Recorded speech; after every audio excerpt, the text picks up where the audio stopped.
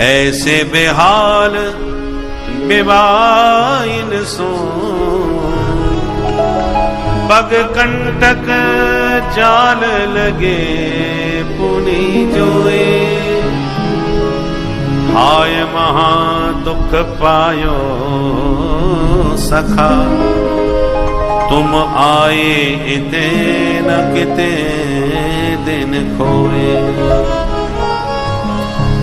देख सुदामा की दीन दशा करुणा करके करुणा निधि रोए। पाने परात को हाथ छो नहीं नैनन के जल सो पग धोए।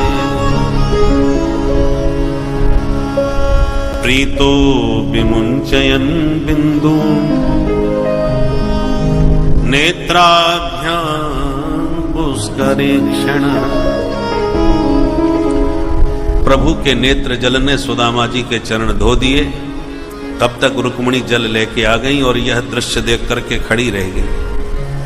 मन में सोचने लगी किम अनेन कृतम पुण्यम अवधूतेन भिक्षुणा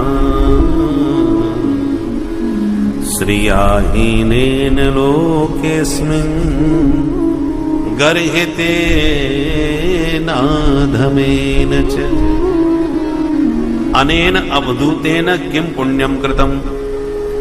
इस परम अवधूत ने क्या पुण्य किया होगा जो इतना बड़ा सौभाग्य हमारी सरकार ने इसको दिया है।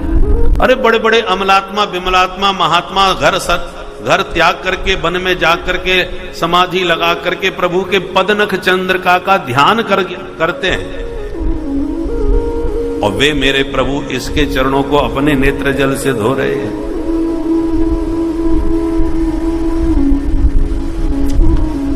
भगवान ने चरणोदक रुक्मिणी के हाथ में दिया और कहा देवी इस पावन जल से पूरे घर को पवित्र कर लो।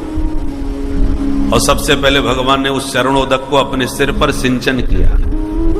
अग्रहीत सिर साराजन भगवान लोक पावन।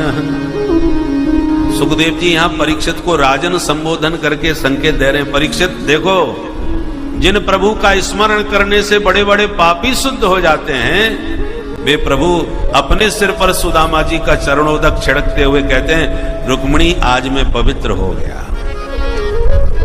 भगवान लोक पावन। ऐसे भगवान ब्रह्मण्य देव है। रुक्मिणी चरणोदक बड़ी श्रद्धा से लेकर के भवन के भीतर गई और भगवान ने देखा कि सुदामा जी बेचारे इस दिव्य ऐश्वर्य और भव्य सभा को देखकर कुछ घबराए से लग रहे हैं। मन की बात मित्रता में एकांत में ही होती है।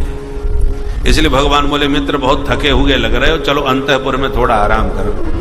और हाथ पकड़ के भीतर ले गए।